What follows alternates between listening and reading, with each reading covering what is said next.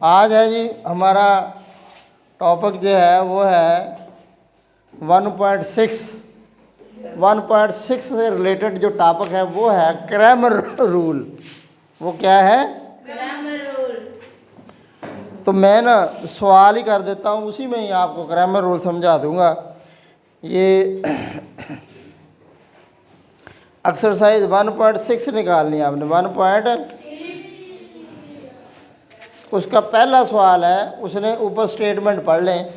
कहता है use matrices if possible to solve the following system of linear equations by the matrix inverse method by the Cramer rule. यानी दो तरीक़ों से हल करना है। ये दोनों तरीके मैं अलग-अलग कर देता हूँ।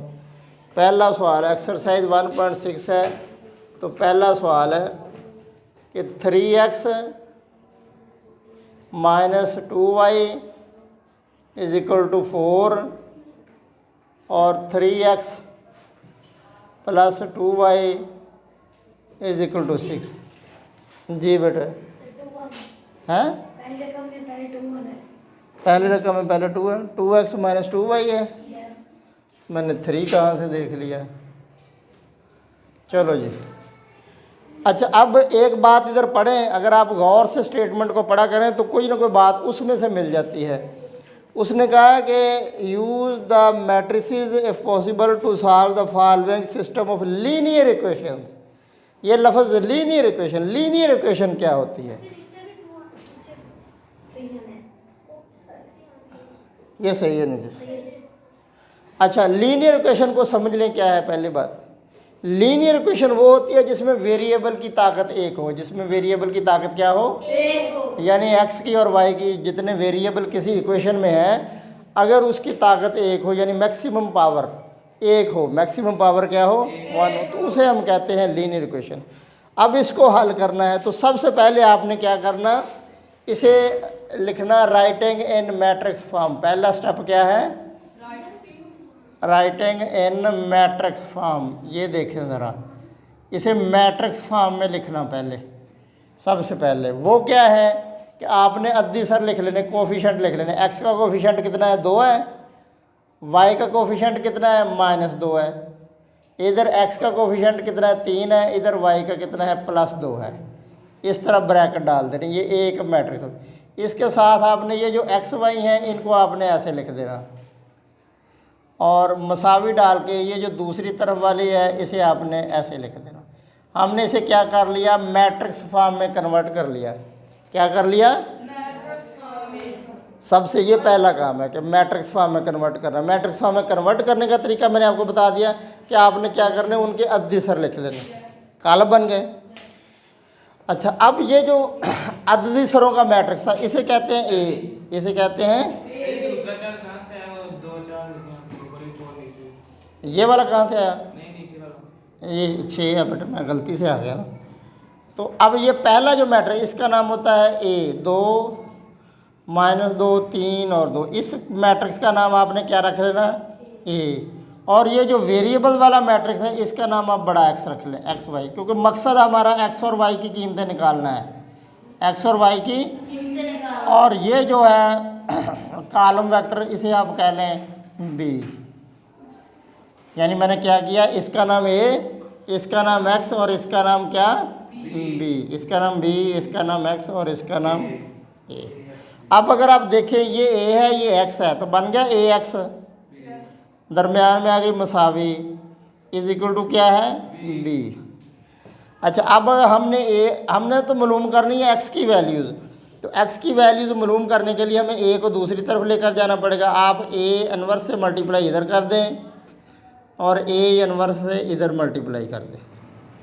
यानी हमने तरफैन को क्या किया, इधर भी लेफ़्ट साइड में ए इनवर्स से मल्टीप्लाई कर दिया, इसके भी लेफ़्ट साइड पर, राइट पर नहीं लिखना, ए इनवर्स से मल्टीप्लाई कर दिया। अब ए इनवर्स और ए ये हो जाता है आई के बराबर। ये किसके बराबर हो जाता है? आइडेंटिटी मैट्रिक्स के। सही है। या दूसरे बाद में सादा ज़बान में आपने कहना तो ये ख़त्म हो गया। इधर बच गया ए इनवर्स और बी। तो आई किसी भी मैट्रिक्स के साथ ज़रब खाए वो मैट्रिक्स वही रहता है। जिस तरह एक को किसी भी कॉलम से ज़रब दें, जिस तरह देखें ना एक को 2 से ज़रब दें 2 ही रहेगा, एक को आप 100 से ज़रब करें तो 100 ही रहेगा। तो जो मैट्रिसेस का 1 है ना, जिसे आइडेंटिटी कहते हैं, वो है आई, यानी ये जो आई कालब है ऐसे ही होता है ना 1 0 0 1, इनू पुत जे भी ज़रब करो कालब वो हो ही रहता। ये ऐसा मैट्रिक्स है इसे जिससे भी ज़रब करें वही रहता है।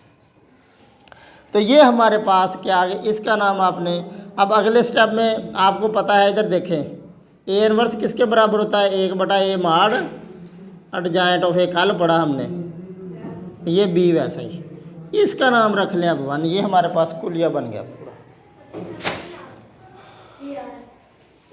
ठीक है, समझ आ, यहाँ तक समझ आ गई है? अच्छा, अब नीचे जगह है कि नहीं है? अच्छा, यहाँ तक समझ आ गई है? फिर देख लें मैंने क्या किया है, फिर देख लें इधर कि ये ए था, ये वाला ए था, ये एक्स, ये बी, ए एक्स बराबर हो गया बी के। मैं ए को दूसरी तरफ ले जाने के लिए मैंने इसको ए इनवर्स से इधर भी मल्टीप्लाई किया, ए इनवर्स से इधर भी मल्टीप्लाई, ए नू ए इनवर्स ना उल्टा कर देता, तो ए और ए इनवर्स मल्टीप्लाई खा के आई बन गया आइडेंटिटी मैट्रिक्स। क्योंकि ये होता कुलिया ये है कि ये मैं इधर ही लिख देता हूँ कि किसी कालब को उसके अनवर्स से ज़रब करें या अनवर्स को उस कालब से ज़रब करें तो जवाब क्या आता है, आई आता है। सही है, किसी मैट्रिक्स को उसके अनवर्स के साथ या अनवर्स को उस मैट्रिक्स के साथ मल्टीप्लाई करें तो जवाब क्या आता है, आई आता है। ये पीछे कहीं लिखा भी होगा तो चलो मैं,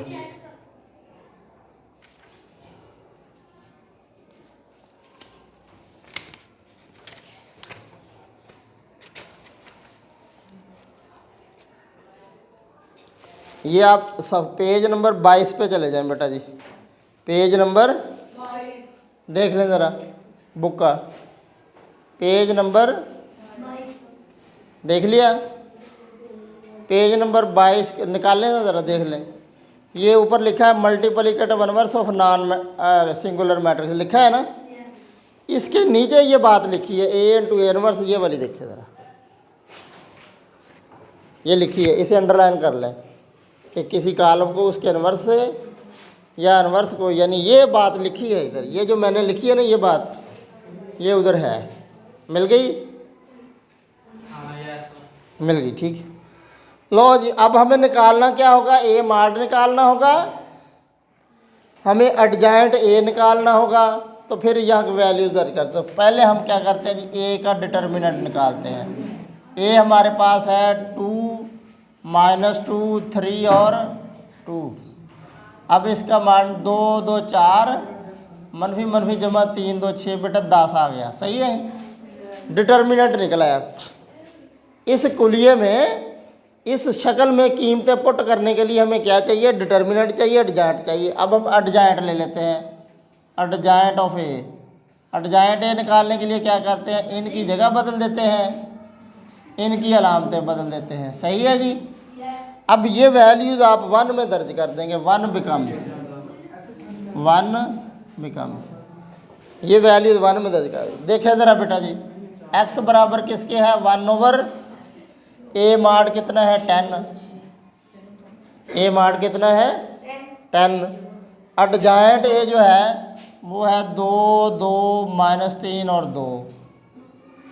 और इधर देखें, अब बी की कीमत जैन पुत्र, यानी पहले मैंने क्या इसकी कीमत लिख दी, अब मैं इसकी लिख दी, अब मैं बी की कीमत लिख रहा हूँ। बी की कीमत हमने क्या निकाली है, 4 और 6 ये रखी है। सही है जी, 1/10 वैसा ही। अब इनको मल्टीप्लाई कर दें, 4 2 8 6 2 12, 4 3 12 6 2 12, तो ये आ गया 1/10। 12 और 8 20, 12 12 0। ठीक है जी। अब 10 को 20 से ज़रब करेंगे, 10 2 20, 10 को 0 से ज़रब करेंगे 0। तो इधर x की कीमत क्या थी हमारे पास, x और y ऐसे ही है। ये जो x है, x की वैल्यू तो ये x y है ना। अब पहली की कीमत है, दूसरी कीमत, तो x बराबर आ गया 2 और y बराबर क्या आ गया 0। ये इसका जवाब हो। अब मैं इसी तरह सवाल एक और कर देता हूँ, आपको मज़ीद समझ आ जाएगी। अगला सवाल देखें, एडजाइंट, ये एडजाइंट बेटा ये न था ए, इनकी जगह बदली, इनकी अलामतें बदल दी। एडजाइंट निकालने का वही तरीका जो हमने कल पढ़ा, ठीक है। अच्छा, अब दूसरा सवाल देख लें, मज़ीद आपको समझ आएगी।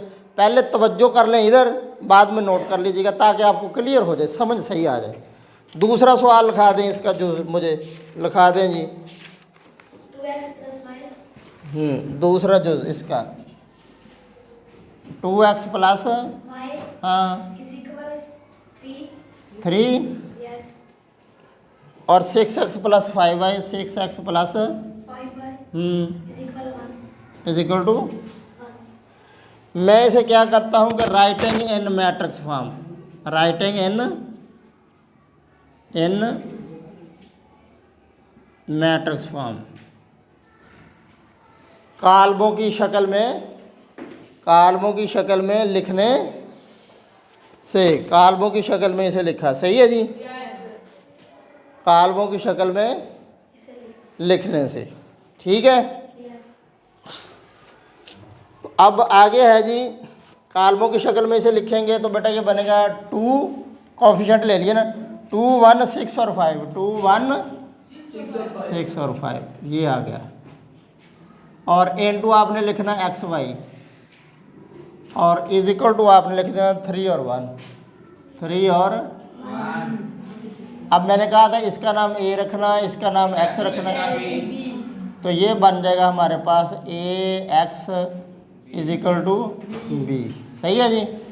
उसी तरह A inverse into A X बराबर ए इनवर्स इंटू बी, ठीक है जी।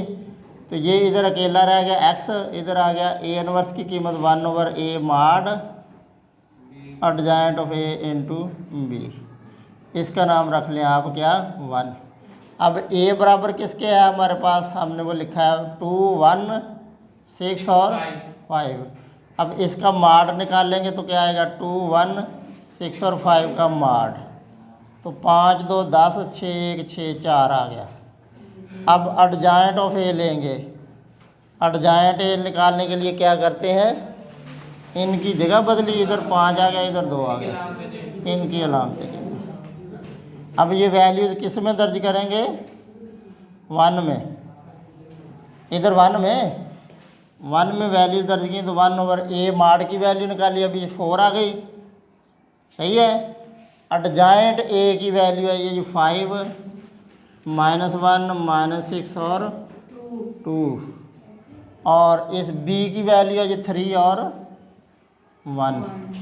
अब ज़रा करें जी बड़ा इसको मल्टीप्लाई, तो 5 3 15 और 1 1 1 है, 6 3 18 और 1 2 1 2, तो ये अगले स्टेप में हो जाएगा बेटे जी 1/4, 15 में से 1 है 14 और 18 में से 2 गए 16।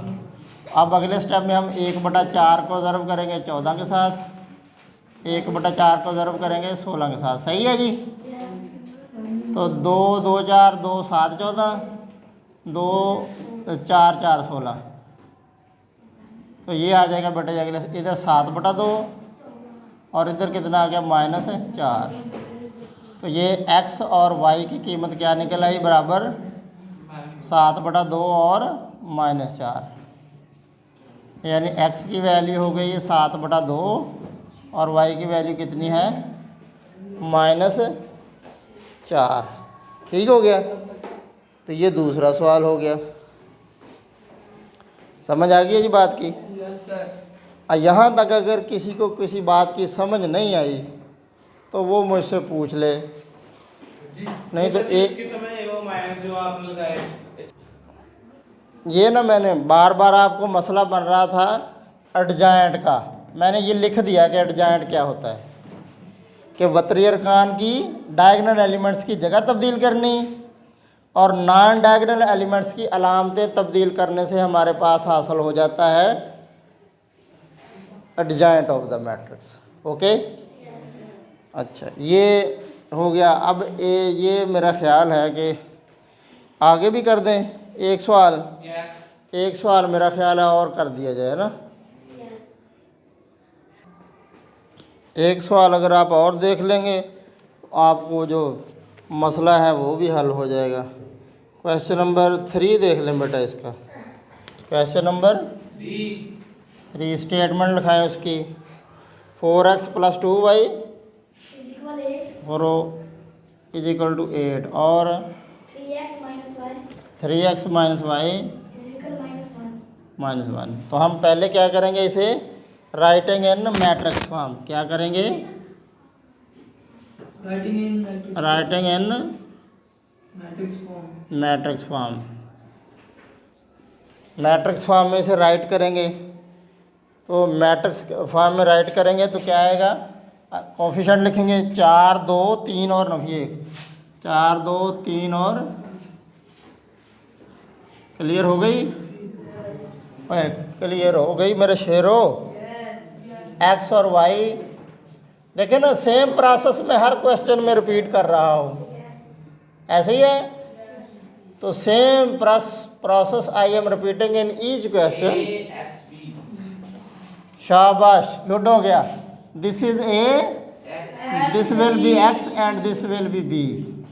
No we can write A X is equal to B.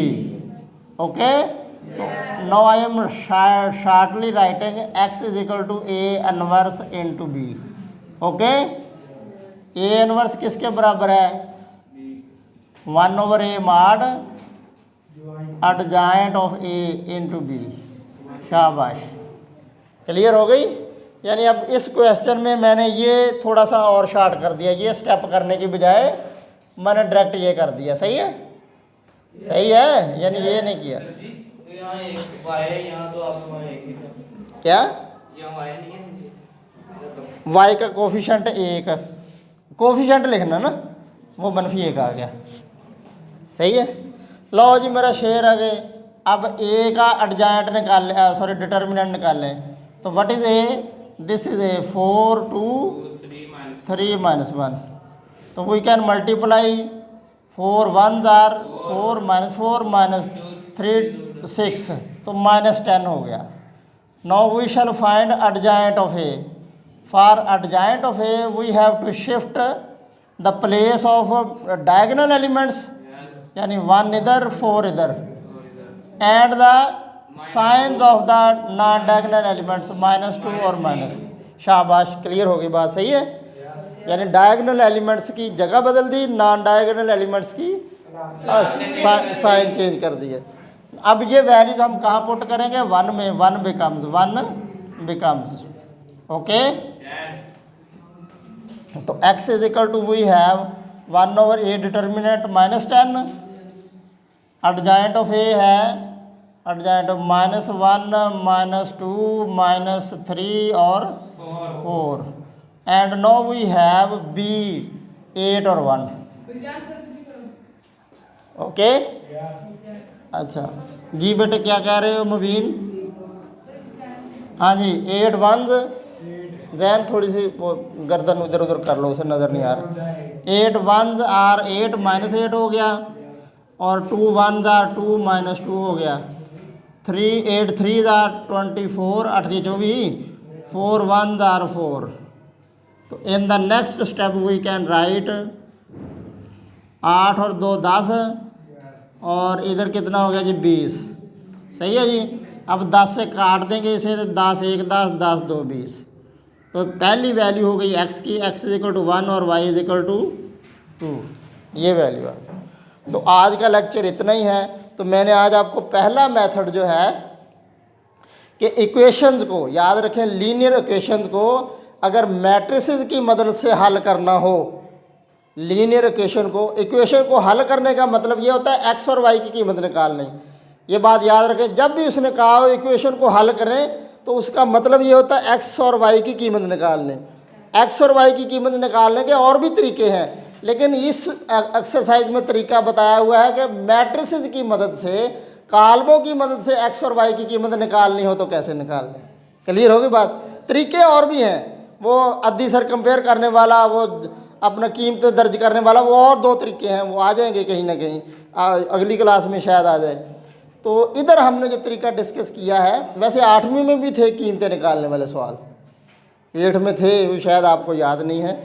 तो ये यानी इक्वेशन को हल करने का मतलब क्या होता है, एक्स और वाई की कीमत निकालनी।